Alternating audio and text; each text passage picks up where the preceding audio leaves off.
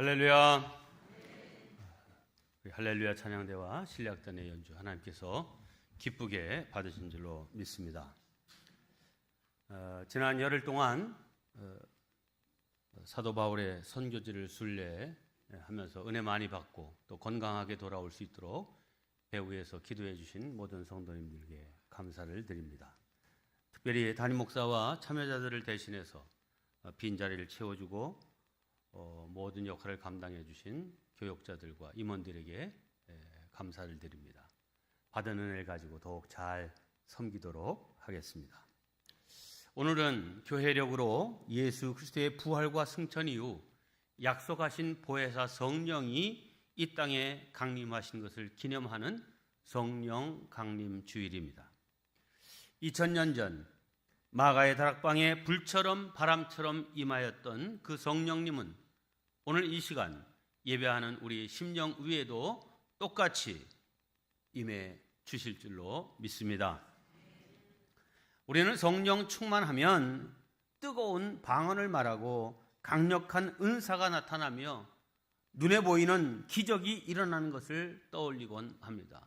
네, 물론 그것도 성령의 역사입니다. 그러나 성령의 가장 본질적이고 강력한 성품은 살리는 역사를 이루시는 영이라는 사실입니다. 오늘 우리가 읽은 창세기 45장은 성경 전체를 통틀어 가장 감동적인 화해와 살림의 장면입니다. 22년이 넘는 세월 동안 배신의 상처와 고독의 감옥을 견뎌냈던 요셉이 마침내 자신을 팔아넘겼던 형제들 앞에 서서 자신이 요셉임을 드러내는 순간입니다. 칼자루는 지금 요셉이 쥐고 있습니다. 그는 애굽의 전권을 쥐고 있는 총리였고 가뭄에 굶주려 양식을 찾으러 온 이 형들의 생사는 오직 요셉의 말 한마디에 달려 있었습니다. 인간적인 면으로만 생각한다면 억울하게 그 형들로 인하여 청춘을 빼앗긴 요셉이 피해 복수를 감행한다 할지라도 누구 하나 손가락질할 수 없는 그런 상황이었습니다. 그러나 요셉은 복수 대신 자기의 북받쳐 오르는 감정을 통곡으로 쏟아내고 그리고 형들 앞에서 이런 놀라운 고백을 합니다. 당신들이 나를 이곳에 팔았다고 해서 근심하지 마소서, 한탄하지 마소서. 하나님이 생명을 구원하시려고 나를 당신들보다 먼저 보내셨나이다. 어떻게 이렇게 놀라운 고백이 가능했을까요? 어떻게 인간의 본성을 거슬러 자신에게 피눈물을 흘리게 했던 원수 같은 형들을 품고 그들을 살리겠다고 결단할 수 있었을까? 요셉의 성품이 좋았기 때문일까요? 아니면 이제 시간이 많이 흘러 그 상처가 무뎌졌기 때문일까요? 아닙니다. 인간의 의지와 도덕으로는 결코 도달할 수 없는 그런 상황입니다. 요셉이 이토록 선한 마음을 품고 형들을 용서하며 온 가족을 살리기로 결단할 수 있었던 유일한 이유는 그가 바로 성령의 사람이었기 때문입니다. 성도 여러분, 용서와 화해는 내 결단으로 되는 것이 아닙니다. 그것은 내 안에서 성령께서 일하셔야만 가능한 일입니다. 용서, 성령의 열매입니다. 살리시는 영인 성령께서 이 요셉의 마음에 임하셨을 때 요셉은 원수까지도 살려내는 생명의 통로가 되었습니다. 오늘 이 성령 강림절 아침에 우리는 요셉의 이 위대한 용서의 배후에 계신 성령의 음성에 귀를 기울여야 합니다. 우리 힘으로는 용서할 수 없고 우리 힘으로는 품을 수 없지만 살리시는 영이신 성령께서 우리의 마음을 만지실 때 우리 삶에도 요셉과 같은 살림의 역사가 시작될 줄 믿습니다. 오늘 말씀을 통해서 요셉을 어떻게 성령 충만한 사람이라고 할 수 있을까? 요셉 그 구약 사람인데 뭐 성령 충만한 이게 맞나? 하는 약간 의구심이 있을 수 있죠. 두 번째, 요셉에게 어떻게 삶의 고난을 긍정적으로 해석하게 하는 그 역사를 성령께서 이루셨는지. 셋째, 어떻게 요셉을 화해와 살림의 자리로 인도하셨는지 함께 살펴보고자 합니다.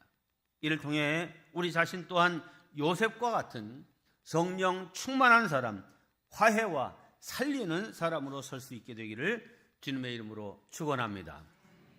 첫째, 요셉은 살리시는 영이신 성령으로 충만한 사람이었습니다. 함께합니다. 요셉은 성령 충만한 사람이었다. 네, 요셉이 성령 충만한 사람이었음을 성경은 애굽 왕, 즉 하나님을 알지 못하는 바로 왕의 입을 통해서 분명하게 증거하고 있습니다. 창세기 41장 38절입니다. 바로가 그의 신하들에게 이르되 이와 같이 하나님의 영에 감동된 사람, 성령에 감동된 사람을 우리가 어찌 찾을 수 있으리요? 네, 성경은 요셉의 삶을 평가할 때에 그가 지혜로웠을 뿐만 아니라 무엇보다도 하나님의 영, 성령에 감동된 사람이었다고 증언하고 있습니다.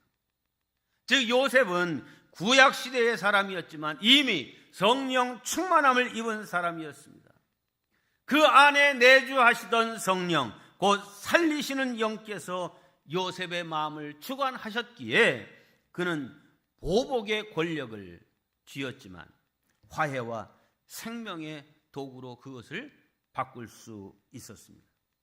성령께서 그의 눈을 열어주시니 상처 가득한 자신의 과거가 자기를 죽이려고 하는 음모가 아니라 우리와 우리 온 가족들을 살리려는 하나님의 거룩한 보내심으로 해석되었던 것입니다.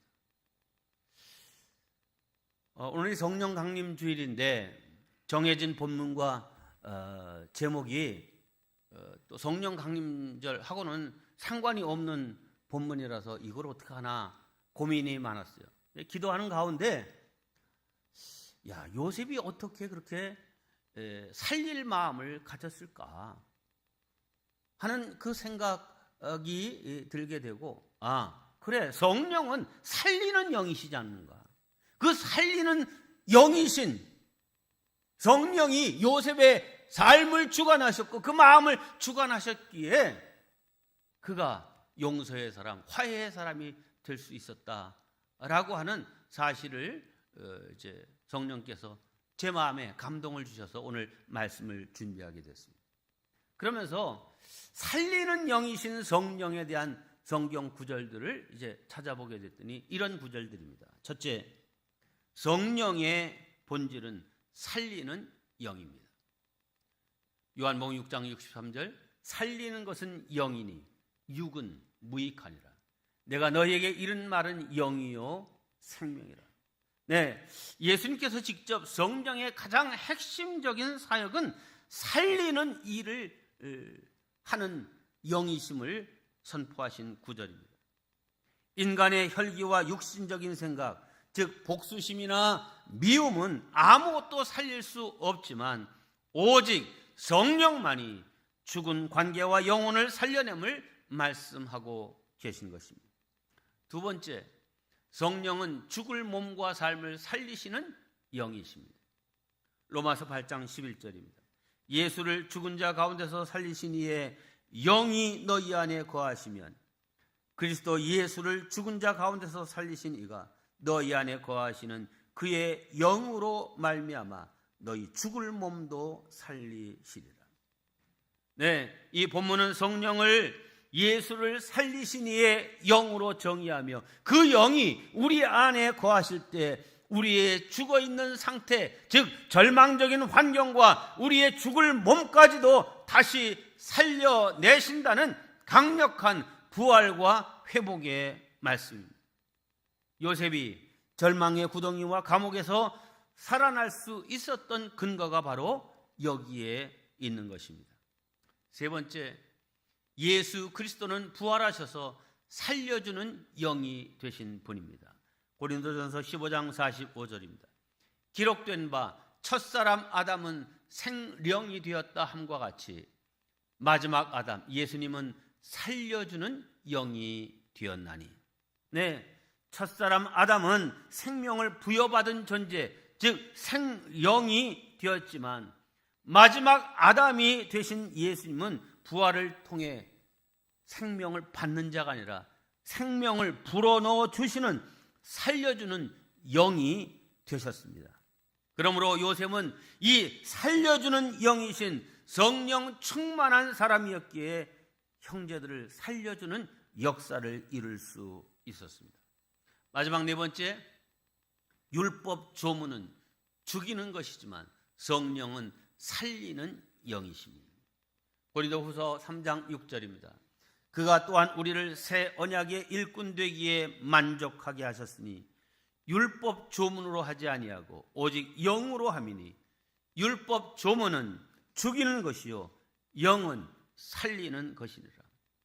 네, 이 본문은 정죄하고 심판하는 율법은 사람을 죽이지만 성령은 살리는 일을 함을 대조해서 말씀하고 있습니다.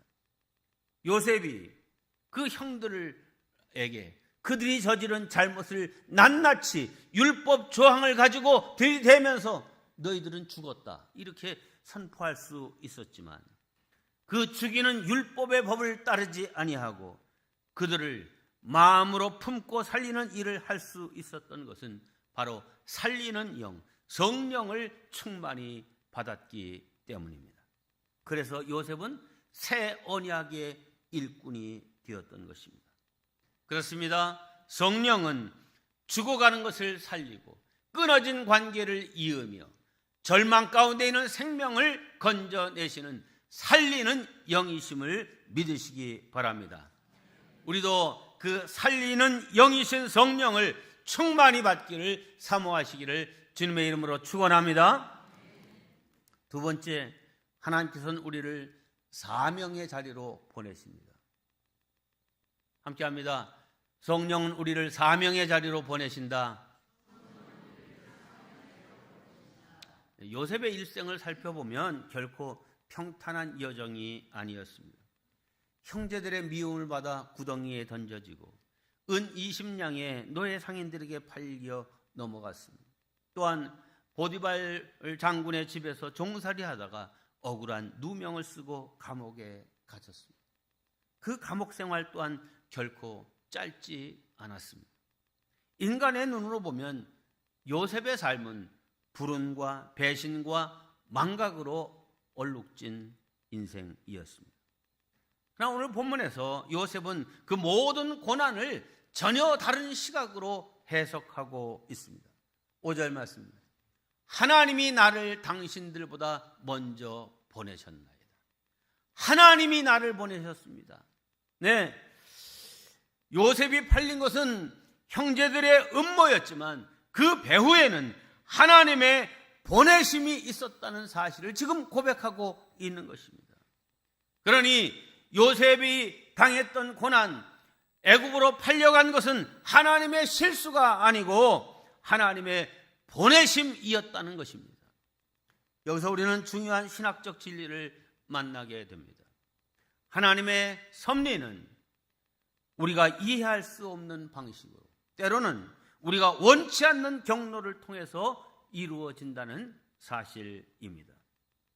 요셉은 애굽의 자원에서 간 것이 아닙니다. 그는 끌려갔습니다.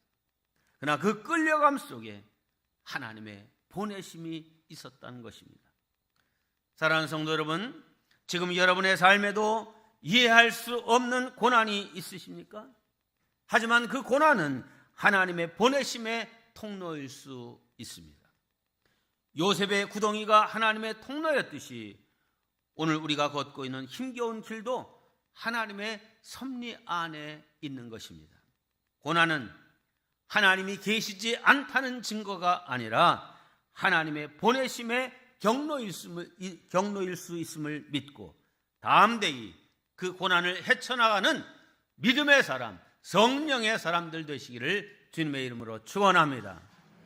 세 번째, 하나님께서는 더 큰 목적을 위해 우리를 보내십니다.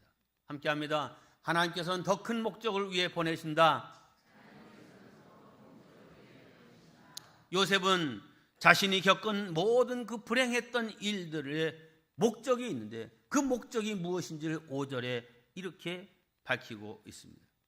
하나님이 생명을 구원하시려고 나를 당신들보다 먼저 보내셨나이다. 그리고 7절에서는 더 명확하게 이것을 말합니다. 하나님이 큰 구원으로 당신들의 생명을 보존하고 당신들의 후손을 세상에 두시려고 나를 당신들보다 먼저 보내셨나이다. 요셉은 자신이 겪었던 모든 고난을 해석하기를 생명을 구원하기 위한 하나님의 큰 그림의 일부였다는 것입니다. 즉 요셉에게 닥쳤던 고난은 개인의 안위 문제가 아니라 민족 전체의 생존이 걸린 문제로 해석한 것입니다. 그렇습니다. 하나님은 한 사람 요셉의 고난의 길을 통해 야곱 가족 전체를 그리고 궁극적으로는 메시아의 계보를 보존하고 계셨던 것입니다. 8절 말씀은 더욱 놀랍습니다. 8절, 나를 이리로 보낸 이는 당신들이 아니요 하나님이시라. 이 말은 형제들의 그 죄를 당신들이 보낸 게 아니라 하나님 보내셨기 때문에 당신들은 죄가 없다라고 하는 이거 형제들의 책임을 면책해 주고자 하는 그런 말이 아닙니다. 하나님의 주권은 당신들은 비록 나에게 악행을 해서 나를 팔아버렸지만 하나님은 인간이 악을 행할 때라도 그 악을 선으로 바꾸시는 능력의 하나님이심을 지금 요셉이 고백하고 있는 것입니다. 네, 요셉은 악을 선으로 변케 하시는 그런 하나님을 만난 사람이었습니다. 우리는 종종 우리의 삶의 가치와 의미를 우리 자신의 행복과 성공에서만 찾으려고 합니다. 그러나 하나님의 보내심은 그보다 훨씬 더 넓은 시야를 가지고 있습니다. 하나님은 우리 한 사람을 통해 가정을, 공동체를, 때로는 역사의 방향을 바꾸어 가시는 분이십니다. 그래서 나의 고난이 나 혼자만의 문제가 아닐 수 있는 것입니다. 그것은 하나님의 더 큰 목적을 이루어 가기 위한 한 과정일 수 있는 것입니다.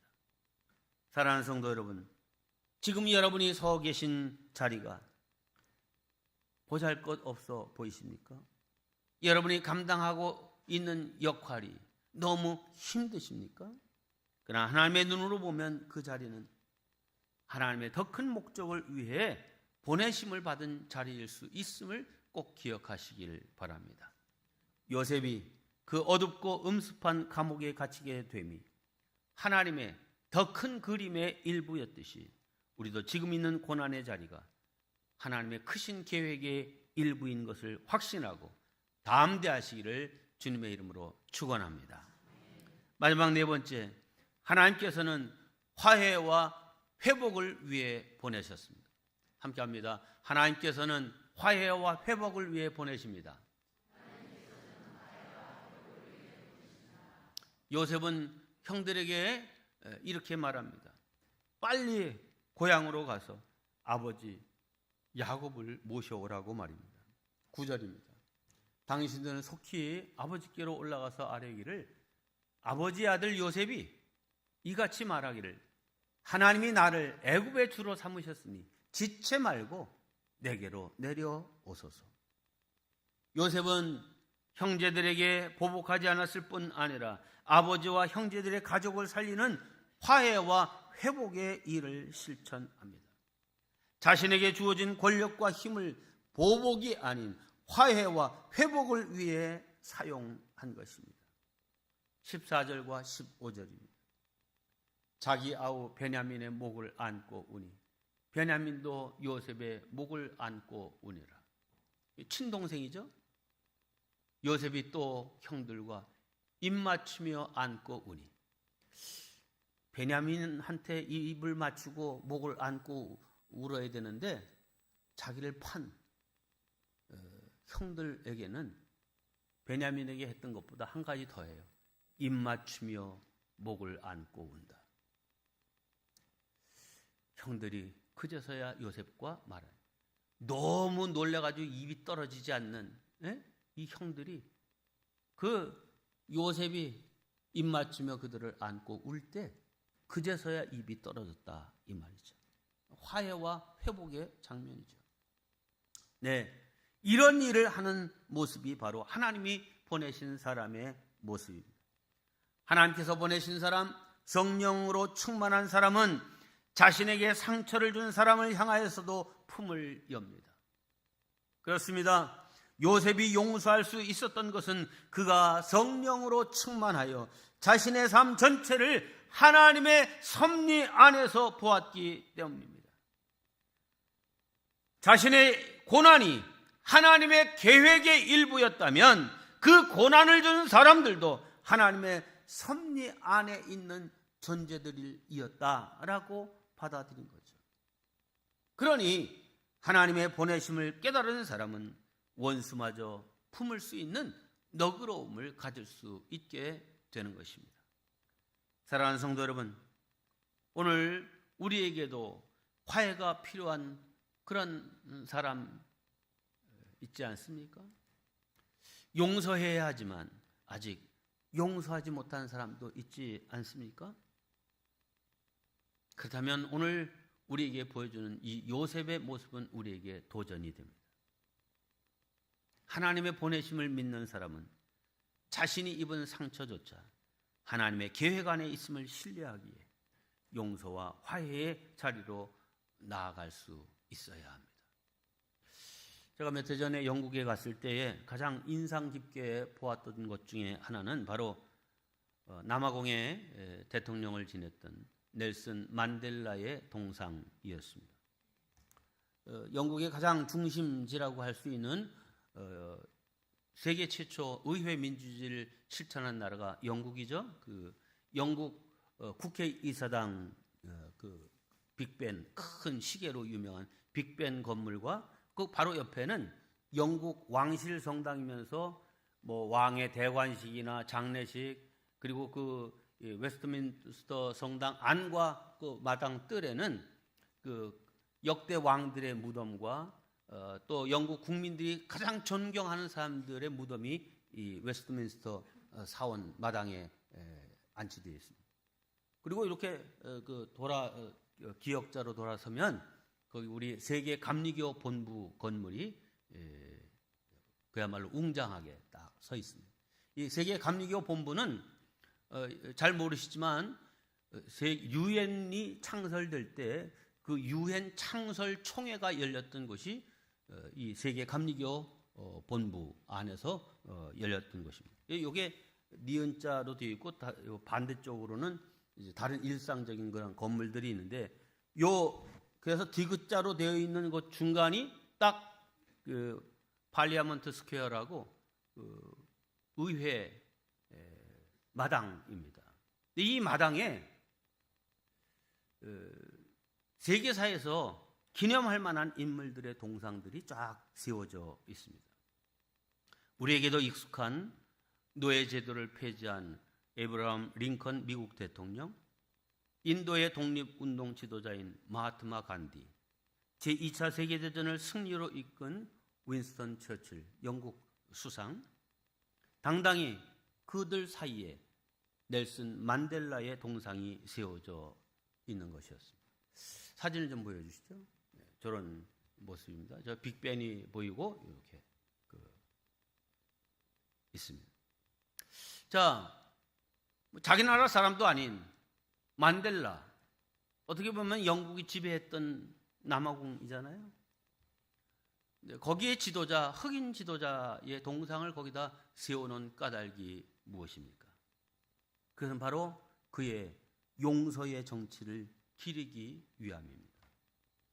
네, 만델라는 남아공의 백인 정치 지도자들에 의해서 정치범으로 몰려서 무려 27년간을 감옥살이를 했습니다. 그가 후일 추록하고 대통령이 되었죠. 그때 많은 사람들은 그가 백인 지배층에 대한 보복을 시작할 것이라고 예상했습니다. 그러나 만델라는 진실과 화해의 위원회를 설치하고 복수 대신 화해의 길을 선택했습니다. 그는 훗날 이렇게 말했습니다. 그들을 위해서 내가 용서한 것이 아니라 나의 자유를 위해서 용서했다. 내 마음에 분노와 적개심, 증오감을 가지고 있었다면 내 인생은 결코 평화를 위해서 일할 수 없을 거다. 먼저 용서했기 때문에 내 마음에 평안이 있었고, 평안이 있었기 때문에 화해할 수 있었다 하는 그런 말입니다. 네, 만델라를 무슨 성경적인 모델로 우리가 볼 수는 없습니다. 그러나 용서와 화해가 얼마나 강력한 힘을 지니고 있는지를 그의 삶은 생생하게 우리에게 보여주고 있습니다. 그렇습니다. 요셉의 용서는 야곱의 가족 전체를 구원했습니다. 우리의 용서도 누군가를 구원하는 통로가 될 수 있음을 믿고 우리도 화해와 용서의 사람이 되어야 할 것입니다. 말씀을 마칩니다. 오늘 우리가 나눈 이 창세기 45장의 요셉 이야기는 궁극적으로는 예수 그리스도를 예표하고 있는 이야기입니다. 하나님은 당신의 독생자를 이 땅에 보내셨습니다. 그분도 배신을 당하셨고 억울한 고난을 받으셨고 죽음의 자리까지 가셨습니다. 그러나 그 모든 것은 우리의 생명을 구원하기 위한 하나님의 더 큰 목적 때문이었습니다. 그리고 예수님은 십자가 위에서 원수된 우리를 향해 이렇게 말씀하십니다. 아버지, 저들의 죄를 용서하여 주옵소서. 사랑하는 성도 여러분, 우리도 보내심을 받은 사람입니다. 우리가 서 있는 그 자리, 우리가 걸어가고 있는 그 길, 우리가 만나고 있는 모든 사람들, 그냥 우연이 아니라 하나님께서 거기에 있게 하셨고 만나게 하셨고 함께하게 하신 사람들입니다. 그러므로 우리는 그 사람들과의 관계 속에서 마음의 불편함과 혹은 억울함과 혹은 증오심이 있다 할지라도 오히려 그것들을 다 풀어내고 성령님, 내 인간적인 힘으로는 그렇게 할 수 없지만 살리시는 영, 성령님이 내 마음속에 와주세요. 용서의 영, 화해의 영 성령께서 내 마음에 오셔서 이 모든 관계를 풀고 용서와 화해로 나아갈 수 있게 하옵소서. 기도할 수 있기를 바랍니다. 오늘 이 성령 강림절에 여러분의 심령 위에도 이런 살리는 영이신 성령님, 화해와 용서의 영이신 성령님이 임하셔서 우리의 삶에 참된 새로운 삶의 길이 열리는 은혜가 펼쳐지시기를 주님의 이름으로 축원합니다. 기도하겠습니다. 은혜로우신 하나님 아버지, 오늘 말씀 앞에 우리를 세워주심을 감사합니다. 요셉의 삶을 통해 하나님의 섭리가 얼마나 신실하고 놀라운지를 다시 한번 깨닫게 하시니 감사합니다. 우리의 눈에는 우연처럼 혹은 불행처럼 보이는 일들도 하나님의 보내심의 손길 안에 있음을 믿게 하여 주시니 감사합니다. 주님, 우리 가운데 고난의 자리에 있는 성도들이 있습니다. 출구가 보이지 않는 어둠 속에 있는 분들도 있습니다.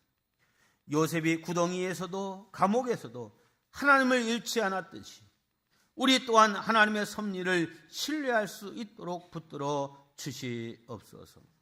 또한 주님, 우리 가운데 용서하지 못하고 가슴에 응어리를 안고 사는 사람들이 있습니다. 여전히 상처를 품고 분노를 내려놓지 못한 사람도 있습니다. 요셉이 형제들을 향해 품을 열었듯이 우리도 그 화해의 자리로 나아갈 수 있도록 우리의 마음을 녹여 주시옵소서. 우리의 용서가 누군가의 생명을 살리는 통로가 되게 하여 주시옵소서. 우리 한 사람 한 사람이 하나님의 보내심을 받은 존재임을 기억하며 성령 충만한 사명자로 살아가게 하여 주시옵소서. 그래야 우리의 삶이 하나님의 큰 이야기의 아름다운 한 장이 되게 하여 주시옵소서. 용서의 표본이신 우리 구주 예수님의 이름으로 기도하옵나이다. 아멘.